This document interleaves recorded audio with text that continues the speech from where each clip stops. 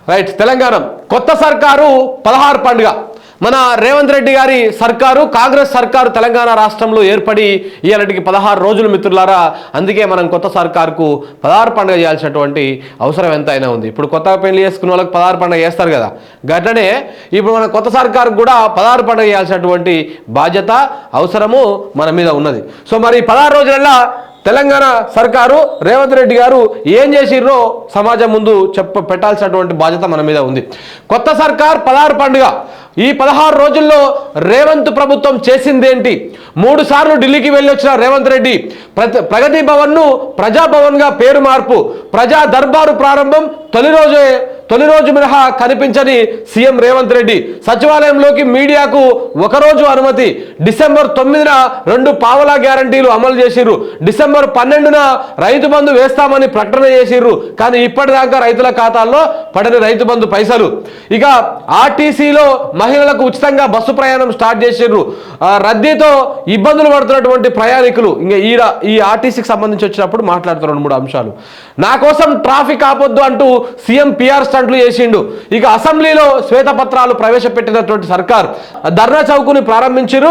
తొలి ధర్నా కాంగ్రెస్ వాళ్ళే చేసిర్రు, ప్రభుత్వమే చేసింది అన్నట్టు. మీడియా డంబాచారము, హామీలపైన దుమారము. సో 16 రోజుల్లో బిల్డప్ ఎక్కువ ఉన్నది, బిజినెస్ తక్కువ ఉన్నది.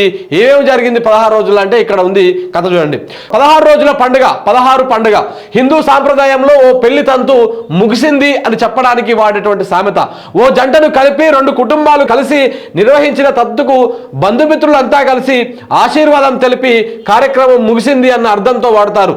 దాన్ని రేవంత్ సర్కార్కు అప్లై చేస్తే ఈ నెల 7వ తేదీన ప్రమాణ స్వీకారం చేసిన రేవంత్ సర్కారు 16 రోజుల పండుగ ముగిసింది. కేసీఆర్ సర్కారును గద్దె దింపి కొత్త ప్రభుత్వం కొలువై పదవుల పంపకాలు పూర్తయి ప్రజాపాలనకు శ్రీకారం చుట్టింది రేవంత్ సర్కార్. జోకుడు పత్రికల్లో, ఛానళ్లలో పిఆర్ స్టంట్స్కు కొదవలేదు, అంతా బాగానే ఉంది.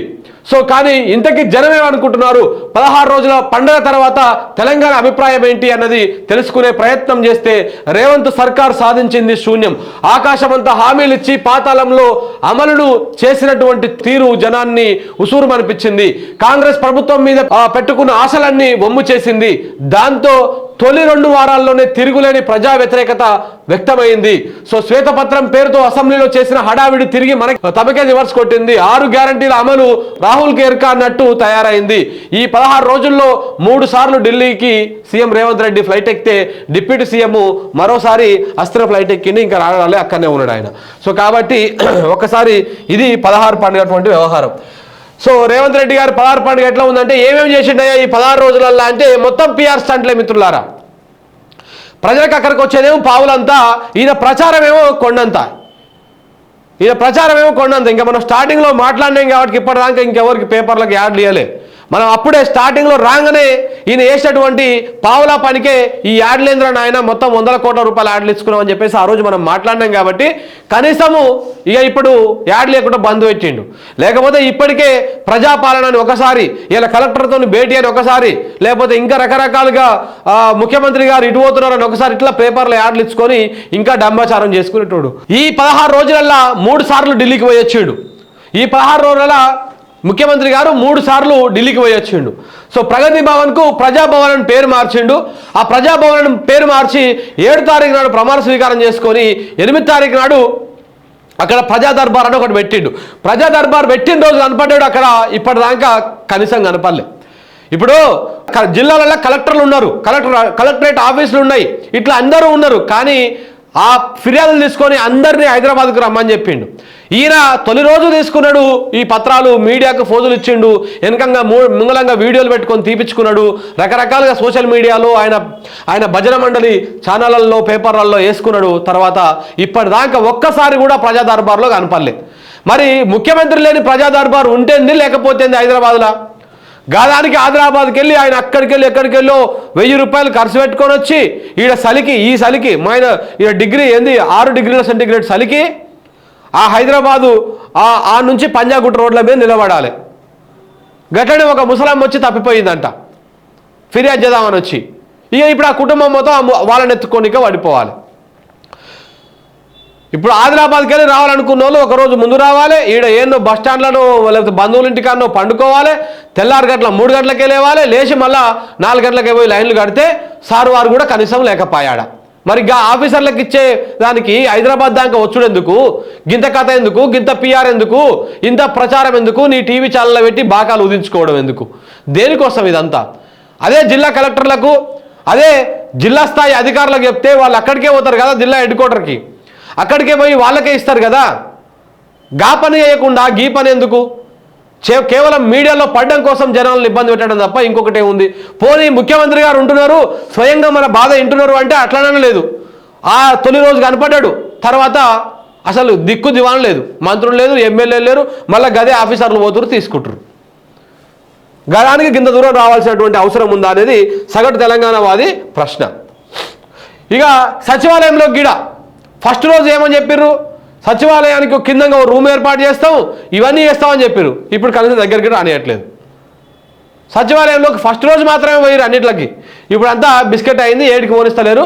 ఓన్లీ కింద ఆ లోపలికి ఎంట్రీ, గతంలో ప్రభుత్వం ఎలాగైతే ఎంట్రీ ఇచ్చిందో ఇప్పుడు కూడా గట్లనే ఇస్తుంది. కాబట్టి కేవలము ఒకరోజు పిఆర్ స్టంట్ కోసం మాత్రం చేసినటువంటి కథ అది. ఇక డిసెంబర్ 9న 2 పావలా గ్యారంటీలు అమలు చేశారు. అదే సోనియా గాంధీ పుట్టినరోజు సందర్భంగా ఆమె ఆ రోజు తెలంగాణ ప్రకటించింది ఫస్ట్, తర్వాత 23 తారీఖున వెనక్కి తీసుకుంది, అది వేరే విషయం అనుకోండి. డిసెంబర్ 9 తారీఖు ఆమె పుట్టినరోజు సందర్భంగా 2 గ్యారంటీలు అమలు చేస్తున్నామని చెప్పేసి 2 పావలా గ్యారంటీలు అమలు చేశారు. ఏంది, మహాలక్ష్మి స్కీమ్ కింద ఉన్నటువంటి గ్యారంటీ కింద ఉన్నటువంటి 3 హామీలల్లా ఒక హామీని మాత్రమే నెరవేర్చారు.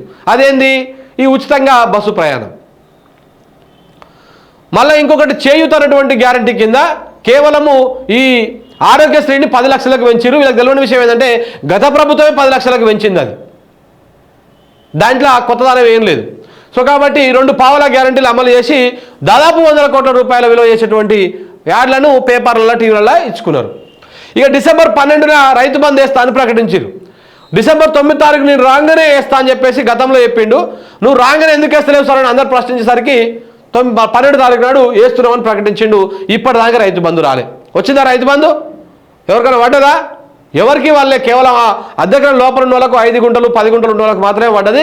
ఇప్పటిదాకా ఇంకొకరికి రైతు బంధు వాళ్ళలేదు, పడుతుంది అన్నటువంటి ఆశ కూడా ఎవరికి లేదు కూడా.